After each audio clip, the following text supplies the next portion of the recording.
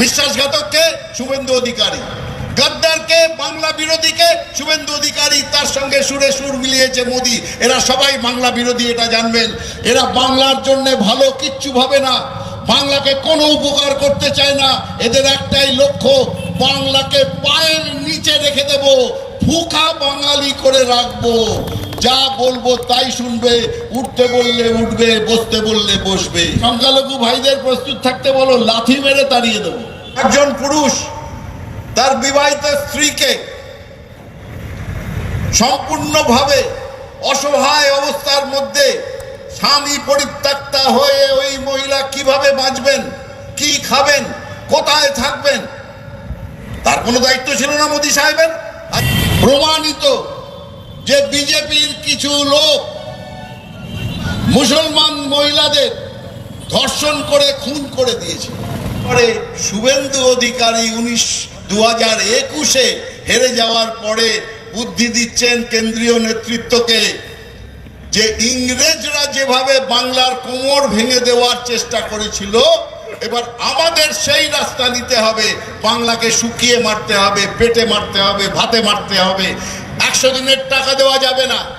নরেন্দ্র মোদী তার নিজের স্ত্রীকে কিভাবে অত্যাচার করে তাড়িয়ে দিয়েছিল, আজ তা ফাঁস হয়ে গেল।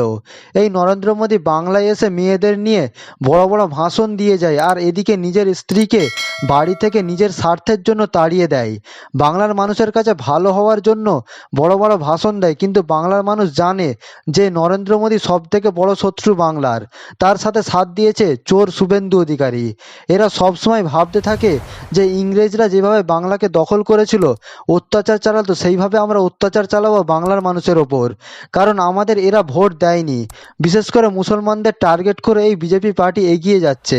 কিন্তু আজ এই জনসভা থেকে জয়প্রকাশ মজুমদার এই নরেন্দ্র মোদী ও শুভেন্দু অধিকারী সম্পর্কে যেসব গোপন গোপন তথ্য ফাঁস করলো, তাতে চরম বিপদে পড়ে গেল বিজেপির গোটা পার্টিটাই। এই ভিডিওটি ধৈর্য ধরে শেষ পর্যন্ত দেখতে থাকুন। এখানেই প্রথম প্রশ্ন, এখানে মায়েরা আছেন। মোদী সাহেব একজনকে ধর্মসাক্ষী করে, অগ্নি সাক্ষী করে, তিনি নিজেকে বলেন খুব বড় হিন্দু। আপনারা জানেন বিজেপি হিন্দুবাদী পার্টি, খারাপ কিছু না, হিন্দুবাদী। সেই হিন্দু মতে ধর্মসাক্ষী করে, অগ্নি সাক্ষী করে, সপ্তপদী, আপনারা জানেন সপ্তপদী আমাদের বিয়েতে 7 পা একসঙ্গে হাঁটা, 7 বার অগ্নিকে প্রদক্ষিণ করা, সেই সমস্ত হিন্দু শাস্ত্রীয় বিধি মেনে তিনি অঙ্গীকার করেছিলেন যে আমি তোমাকে সারা জীবন সঙ্গ দেব, প্রোটেকশন দেব, তোমার ভরণ পোষণ করব। কাকে? তার স্ত্রীকে, যাকে ধর্মসাক্ষী অগ্নিসাক্ষী করে বিয়ে করেছিলেন। তাকে 2 বছরের মধ্যে রাস্তার ধারে দূরে ছুঁড়ে ফেলে দিয়ে, অসহায় এক মহিলাকে ফেলে দিয়ে তিনি চলে গেলেন। তার কি হলো, তার কৈফিয়ত তিনি আমরা চাইব না? একজন পুরুষ তার বিবাহিত স্ত্রীকে সম্পূর্ণভাবে অসহায় অবস্থার মধ্যে, স্বামী পরিত্যক্তা হয়ে ওই মহিলা কিভাবে বাঁচবেন, কি খাবেন, কোথায় থাকবেন, তার কোনো দায়িত্ব ছিল না মোদী সাহেবের। আজকে এত বড় কথা বলছেন, পুরো হিন্দুস্তান মেরা পরিবার। তোমার নিজের পরিবারের জন্য কি করেছো, এই প্রশ্ন জানতে চাইছে বাংলার মানুষ, ভারতের মানুষ। ছেড়ে চলে গেলে তার কিছু বিজেপি লোক তারা বলে উনি তো সাধু হতে চেয়েছিলেন, ওনার পরিবারের প্রতি মন ছিল না, তাই বউকে ছেড়ে দিয়ে চলে গেছিল। আচ্ছা বলুন তো, রামকৃষ্ণ পরমহংসদেব, ঠাকুর রামকৃষ্ণ মা শারদাকে বিয়ে করেছিলেন, তখন কত ছোট বয়স। ঠাকুর রামকৃষ্ণের থেকেও বড় সন্ন্যাসী, বড় সাধু নরেন্দ্র মোদী। ঠাকুর রামকৃষ্ণ মা শারদাকে শেষ জীবন পর্যন্ত রেখেছিলেন, ছেড়ে গিয়েছিলেন?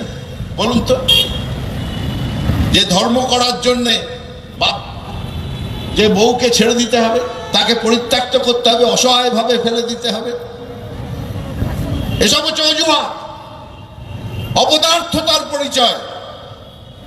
পুরুষ হিসেবে, স্বামী হিসেবে তিনি যদি একজন মহিলাকে এইভাবে বঞ্চনা করে থাকেন, তার কাছ থেকে আমার মহিলাদের ওপর কি ব্যবহার করা উচিত আমাদের শিখতে হবে না।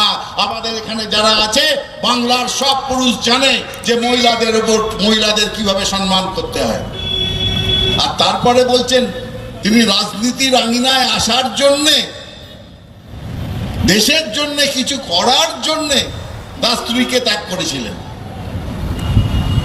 এবার প্রশ্ন হচ্ছে, মহাত্মা গান্ধী কস্তুরবাকে বিয়ে করেছিলেন, আপনারা জানেন কস্তুরবা গান্ধী। মহাত্মা গান্ধী কি কিছু দেশের জন্য কম করেছিলেন? উনি কি মহাত্মা গান্ধীর থেকেও বড় নেতা?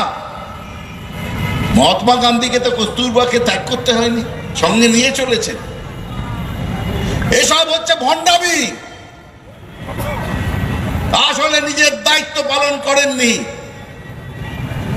এবং যে পুরুষ বিবাহিতা স্ত্রীর দায়িত্ব নিতে না পারে, সেই মহিলা বছরের পর বছর যখন স্বামী পরিত্যক্তা নিজে অন্যের বাড়িতে থেকে গলগ্রহ যাকে বলেন আপনারা, মহিলারা তো জানেন, গলগ্রহ কোনোভাবে থেকে একটা ক্লাস 12-এর পরীক্ষা পাশ করে একটা জুনিয়র স্কুলে চাকরি করে সারা জীবন কাটিয়েছেন একাকিত্ব, একা। আমি কুর্নিশ করি ওই মহিলাকে। তিনি হার মানেননি। তিনি মোদির কাছে গিয়ে ভিক্ষে চাননি, প্রধানমন্ত্রী হওয়ার পরেও চাননি। প্রধানমন্ত্রী হওয়ার পর তো দেখেছি মোদিকে আমরা, চোখের চশমাটার দাম বলা হয় 40 লক্ষ টাকা, যে পেনটা ব্যবহার করেন তার দাম 5 লক্ষ টাকা, দিনে 3 বার যে পোশাক চেঞ্জ করেন, বারবার সঙ্গে থাকে মেকআপ আর্টিস্ট, প্রত্যেকটা মিটিং এর আগে পেছনে বসে মুখে রং লাগান, পাউডার লাগান। এই যে দাড়ি, তার দাড়ি সেটা যেন ঠিক থাকে। লক্ষ কোটি টাকা খরচ শুধু মোদি সাহেবকে নিজের মেনটেনেন্সের জন্য। তখনও জাননি ওই মহিলা মোদির কাছে আমাকে সাহায্য করো বলে। ওই মহিলা কুর্নিশযোগ্য, মোদি নন। আর মোদির মুখে আমরা মহিলাদের কতখানি তিনি রেসপেক্ট করেন এটা শুনতে চাই না। আজকে বলেছেন, উনি বলছিলেন, তারপরে বলছিলেন সন্দেশখালীতে মহিলাদের উপর আক্রমণ হয়েছে। আমাদের প্রশ্ন, সন্দেশখালীতে যখনই জানা গেছে, মহিলারা যখন এগিয়ে এসে বলেছে যে 2 বছর আগে, 4 বছর আগে অমুক লোক আমাদের উপর লাঞ্ছনা করেছে, সঙ্গে সঙ্গে মমতা বন্দ্যোপাধ্যায়ের পুলিশ সেই অভিযোগ গ্রহণ করেছে। এর মুখ একটা, মুখোশ একটা। হয়নি, ব্রিজভূষণের কোন রকম শাস্তি হয়নি, একদিনের জন্য জেলে যেতে হয়নি, শেখ শাহজাহান জেলে আছে। তারপরে তৃতীয় ঘটনা, বিলকিস বানু কেস। প্রমাণিত যে বিজেপির কিছু লোক মুসলমান মহিলাদের ধর্ষণ করে খুন করে দিয়েছে। আপনারা জানেন, বিখ্যাত, সেটাকে চাপা দেওয়ার চেষ্টা হয়েছিল গুজরাটে। মহারাষ্ট্রে নিয়ে গিয়ে তার বিচার হয়, সেই বিচারে তারা দোষী সাব্যস্ত হয়, যাবজ্জীবন কারাদণ্ড। মহারাষ্ট্রের হাইকোর্ট বলেছিল যাবজ্জীবন কারাদণ্ড, সারা জীবন তোমাকে জেলে থাকতে হবে। কিন্তু মোদি সাহেব আর অমিত শাহ কি করে মেনে নেন? ওরা তো বিজেপির লোক। তাই জন্য কিছুদিন আগে পেছনের দরজা দিয়ে লোয়ার কোর্টে একটা অ্যাপ্লাই করে যে আমাদের সাময়িক মুক্তি দেওয়া হোক, ইংরেজিতে বলে প্যারোল, মুক্তি দেওয়া হোক। গুজরাট সরকার বলে হ্যাঁ হ্যাঁ এরা ভালো লোক, মুক্তি দেওয়া হোক। এবং শ্যামাপ্রসাদ মুখার্জির নেতৃত্বে বাংলায় প্রাদেশিক সরকার ছিল, তারা ইংরেজদের সঙ্গে হাত মিলিয়ে বাংলার লোককে খুন করেছিল, হত্যা করেছিল, এবং সেই রক্ত শ্যামাপ্রসাদ মুখার্জির হাতেও লেগেছিল। পারবে অস্বীকার করতে বিজেপি? শ্যামাপ্রসাদ মুখার্জি আমাদের প্রতিষ্ঠাতা বলে লাফায়।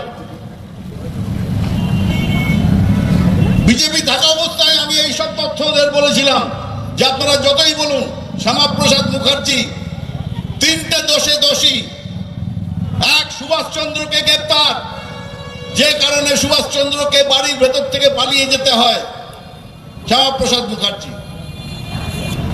তারপরে কুইট ইন্ডিয়া মুভমেন্ট, ভারত ছাড়ো আন্দোলন, গান্ধীজি ডেকেছিলেন 42-এ, তখন চিঠি লিখেছিলেন বড়লাটকে, আপনার পুলিশকে বলুন আর আমরা সরকার থেকে মানে প্রাদেশিক সরকার থেকে ব্যবস্থা নেব, কাউকে ছাড়া হবে না, যারা কুইট ইন্ডিয়া মুভমেন্ট ভারত ছাড়ো আন্দোলনে অংশগ্রহণ করবে সব ব্যাটাকে আমরা গ্রেপ্তার করব। বলছেন কে? শ্যামাপ্রসাদ মুখার্জি। কার হয়ে বলছেন? ইংরেজদের হয়ে। কার বিরুদ্ধে? স্বাধীনতা সংগ্রামীদের বিরুদ্ধে। পেছন থেকে ছুরি মেরেছিলেন স্বাধীনতা সংগ্রামের আন্দোলনকে, নিজে কোনোদিন স্বাধীনতা সংগ্রাম করেননি।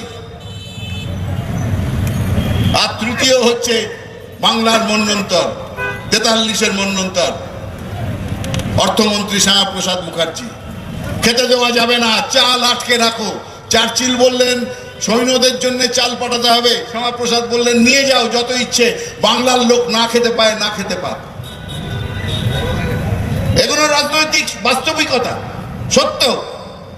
আর তারপরে শুভেন্দু অধিকারী 2021-এ হেরে যাওয়ার পরে বুদ্ধি দিচ্ছেন কেন্দ্রীয় নেতৃত্বকে যে ইংরেজরা যেভাবে বাংলার কোমর ভেঙে দেওয়ার চেষ্টা করেছিল, এবার আমাদের সেই রাস্তা নিতে হবে, বাংলাকে শুকিয়ে মারতে হবে, পেটে মারতে হবে, ভাতে মারতে হবে। 100 দিনের টাকা দেওয়া যাবে না, কোনো প্রকল্পে টাকা দেবেন না, মানুষের মাথার ওপর ছাদ, আবাস যোজনার টাকা দেওয়া যাবে না। আর তারা বলছে ঠিক আছে ঠিক আছে। এবং দেখুন মমতাদি বলেন, অভিষেক বলে গত 2.5 বছর ধরে 2021-এর পর থেকে কিছুদিন পর থেকেই তারা সমস্ত কেন্দ্রের টাকা বন্ধ করে দিল। কেন্দ্রের টাকা মানে কি? এটা কি বিজেপির বাবার টাকা?